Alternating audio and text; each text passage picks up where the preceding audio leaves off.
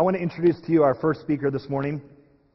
Brandy Hudson is here. She lives in Charlottesville, but she works for the City of Richmond as an independent living coordinator in the Department of Social Services there. She has been a strategic consultant for the Annie Casey Foundation in their child welfare program, and she is president of the Foster Care Alumni Association of Virginia. And she has a great story to tell. I wanted you to first hear from someone who was a child in the foster care system and grew up in the system. So would you please give a warm welcome to Miss Brandy Hudson.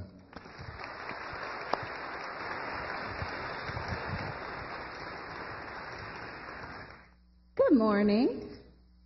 As Chris said, my name is Brandy Hudson. I do work for the Department of Social Services. I'm an independent living coordinator, which means that I'm the person that helps our young people who have not been adopted and gone to families transition from the foster care system into the community. That's a wonderful job, but one that I'd like to work myself out of, right? And so if you all would step up to take these young people out of foster care, then my position would not be needed, and that's what I'm working toward. I am also an alumni of foster care. I grew up in the foster care system in Los Angeles, California. Now, the theme of this, great day is change who waits. How many people here like to wait? Does anybody like to wait? Do you like to wait in the line at the grocery store? Do you like to wait to get your hair done? No, we get very impatient, right? And we're all adults, and we think of ourselves as being very put together. But there are times, like at the DMV, where we have to wait for a long time, that we start to lose our patience, that we start to get a little bit irritated, right? Well, imagine being a child and having to wait for love, having to wait for acceptance, having to wait for belonging, having to wait for a family. That was my experience. I came into the foster care system right at birth, and I went into my first foster home. It didn't last very long. I went to a second foster home. It didn't last very long. Over the course of the 18 years that I was in the foster care system, I lived in 32 different homes. 32 different families, 32 different sets of strangers. And of all of these adults that I was exposed to, all of these adults who were in a position to care for me, none of them wanted me. The message that gave me as a child was that I wasn't lovable. I wasn't worth wanting. That there was something inherently wrong with me.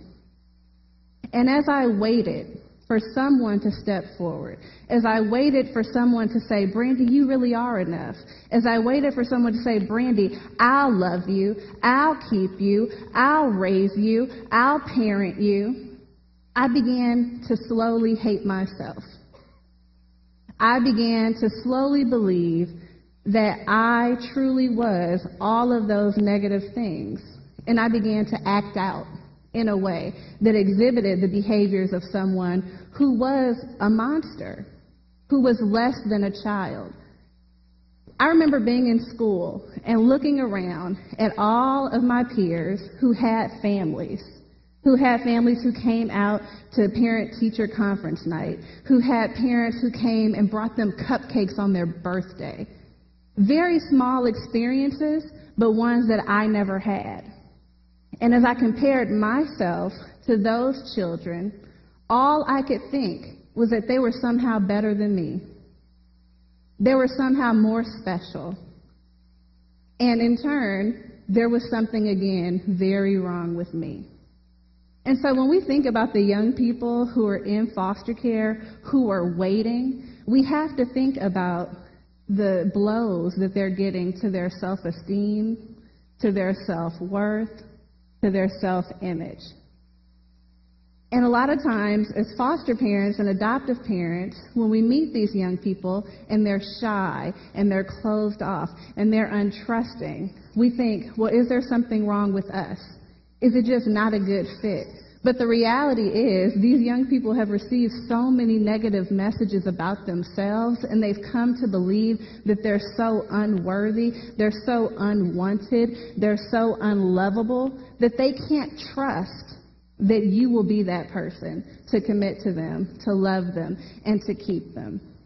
And so it's my hope by being here today that I can encourage you to truly change who waits.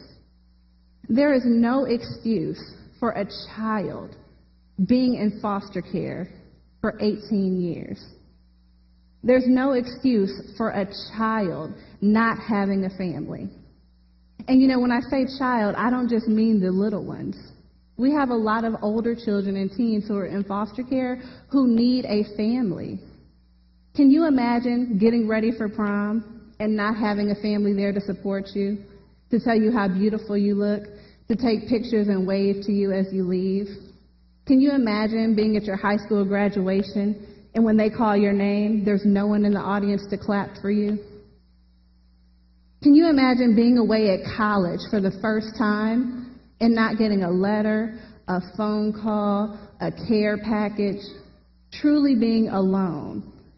And that's what's happening day after day as young people leave the foster care system without a family, without a connection. They are entering the world unprepared and alone. When I was a child in the foster care system, I needed a family. I needed love. As an adult, that need did not magically disappear. I often tell people, I think the moments in my life where I most knew that I needed a family, where the impact of growing up in foster care and moving from home to home to home and not having roots and not having parents really hit me, when it really became real for me, was when I was on the delivery table having my own child. And I was alone. And I was scared. And I was in pain. And I found myself calling out for my mother, a woman I had never met.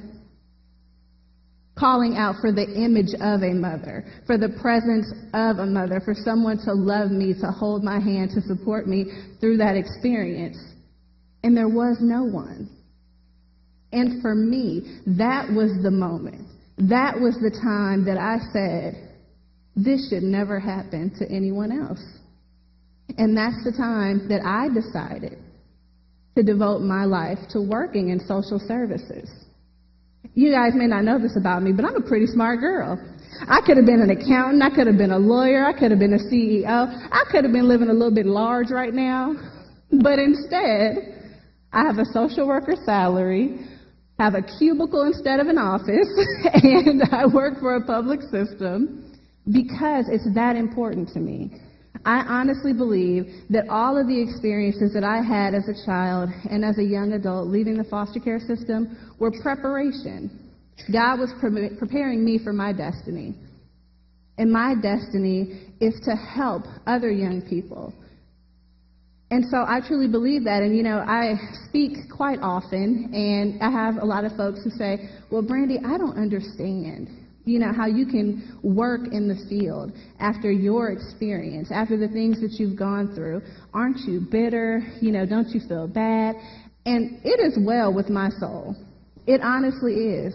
Because I understand that God will never put more on you than you can bear.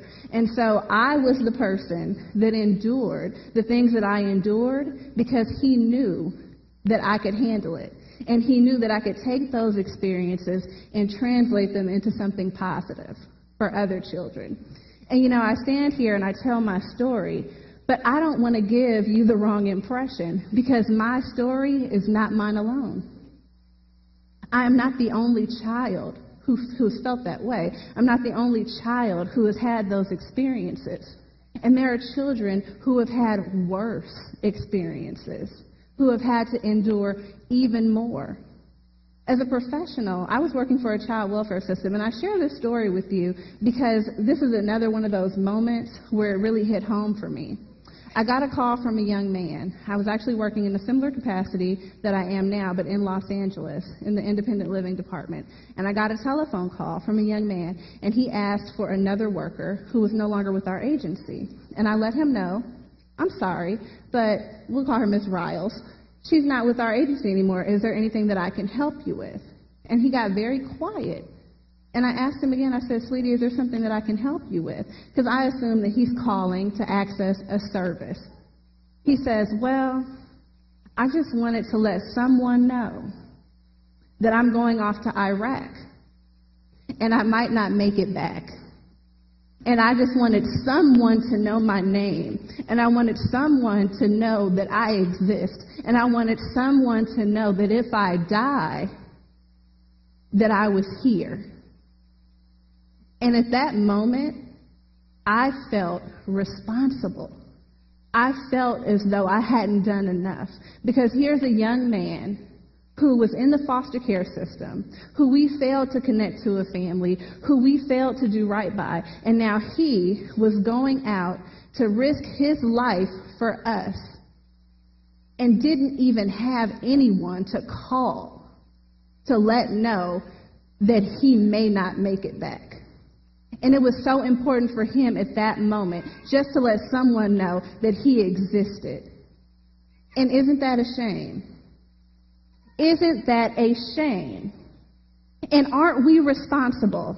Aren't we responsible? Isn't it our responsibility to tend to the orphans? Isn't it our responsibility to ensure that no child ever has that experience?